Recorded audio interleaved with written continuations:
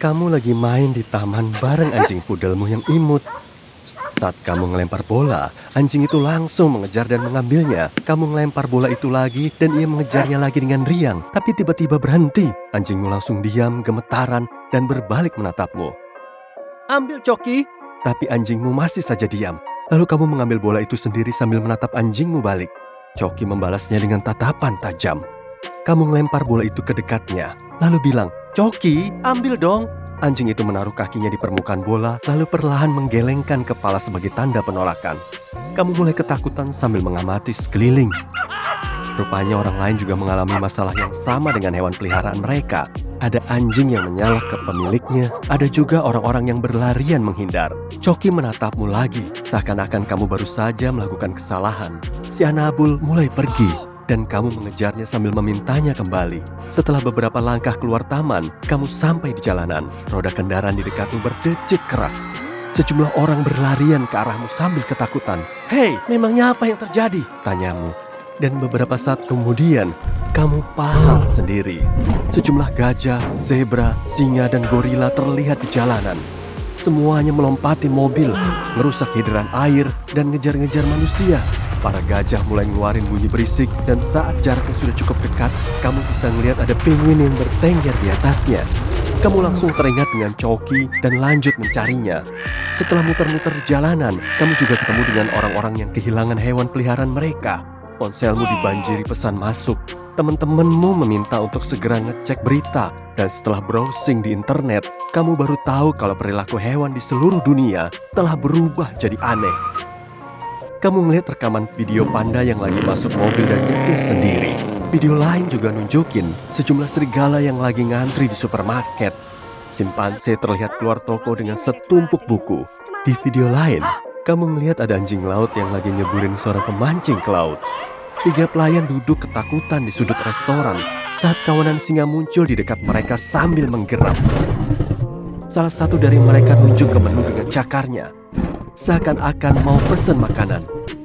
Tiba-tiba, seekor jerapah muncul di sampingmu. Sambil nundukin kepalanya, hewan itu juga ikut nonton video di ponselmu. Kamu menjerit dan langsung kabur. Saat kamu mendekati rumahmu, ternyata Coki sudah pulang. Hewan peliharaanmu itu dikelilingi beberapa kucing dan anjing jalanan. Sepertinya mereka saling berkomunikasi. Setelah tahu kehadiranmu, mereka langsung berlari menjauh. Dan setelah masuk rumah, kamu langsung ke dapur untuk nyiapin makan siang dan nuangin makanan kering ke mangkok Coki. Tapi Anabulmu nggak mau makan.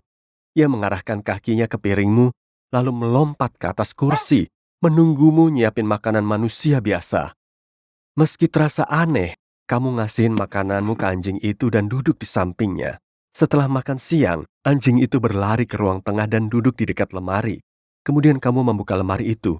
Coki nunjuk kerak kedua dengan hidungnya. Dan di situ ada kertas kosong. Setelah kamu naruh selembar kertas di lantai, Coki langsung melompat ke atas meja dan mengambil pulpen dengan mulutnya. Anjing itu megang pulpennya dengan mulut, kemudian nyoret-nyoret kertas tadi.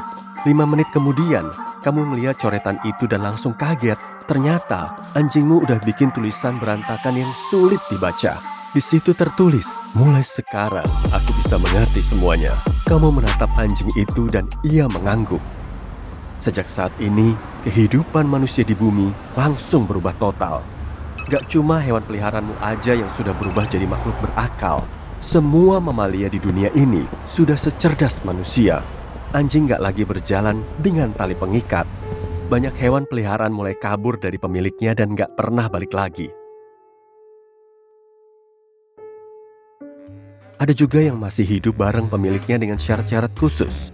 Mereka harus makan makanan yang sama seperti pemiliknya, tidur di tempat tidur terpisah, menonton program TV yang mereka suka, dan keluar rumah semau mereka. Ilmuwan di seluruh dunia mulai melakukan tes kecerdasan pada mereka. Zebra sedang main musik dengan kakinya. Gorila jago ngelukis. Banteng bisa bikin bentuk geometri di permukaan pasir dengan tanduknya. Dan setelah tahu kalau para hewan bisa menggunakan akalnya, orang-orang mulai ngelepasin mereka dari kandang.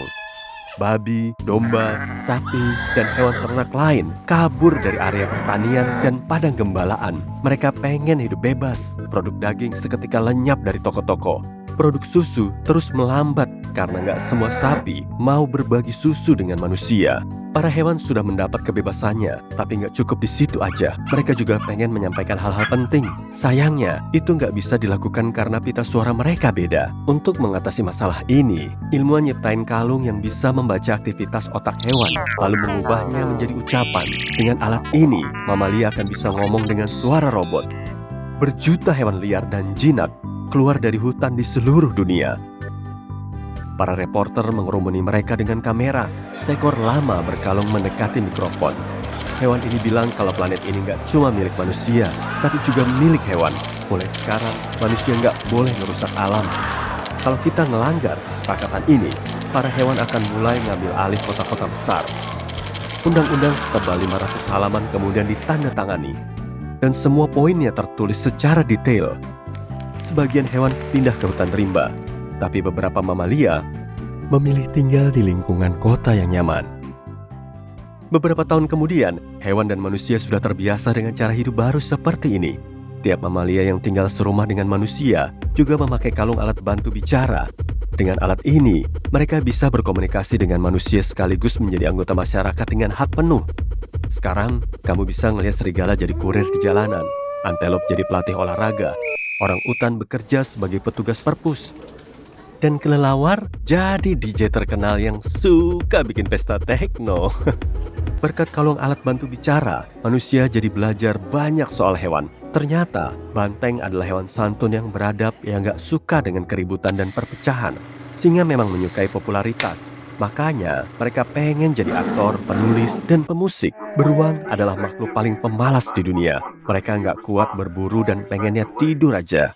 Makanya, masa hibernasi mereka berlangsung berbulan-bulan. Lemur dan jerboa sangat mengkhawatirkan masa depan planet ini. Mereka berprofesi sebagai politisi dan menjadi CEO di banyak perusahaan IT. Kucing telah bikin manusia terpukau karena selama ini mereka sangat cerdas. Tapi, mereka nggak mau bilang-bilang ke manusia karena sudah terlanjur hidup enak. Sejak zaman dulu, kucing sudah sangat dihormati oleh manusia.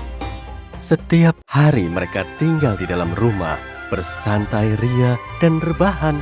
Manusia sangat menyayangi mereka dan ngasih makanan enak. Pokoknya hidup mereka sudah terjamin. Setelah mendapat kalung alat bantu bicara, mereka bilang kalau mereka nggak mau bikin perubahan apapun. Rumah-rumah fashion terkenal juga menggunakan hewan sebagai model. Kamu bisa ngelihat foto singa, gorila, gajah, lemur, dan koala terpampang di sampul majalah dengan penuh gaya. Paus dan lumba-lumba juga mamalia. Mereka semakin cerdas, tapi cara hidup mereka nggak banyak berubah. Keduanya masih suka berenang-renang di lautan. Suatu hari, seorang wartawan mewawancarai paus biru sebagai mamalia terbesar di dunia. Paus itu bilang, dua hal terpenting di dunia ini adalah air bersih dan kemampuan berkomunikasi dalam frekuensi rendah dengan paus lain. Hati-hati aja sama hewan yang berasal dari planet lain, ucapnya sambil berlalu begitu saja tanpa menjelaskan lebih lanjut. Lama-lama, kamu tahu kalau kecerdasan hewan berkembang lebih pesat daripada manusia.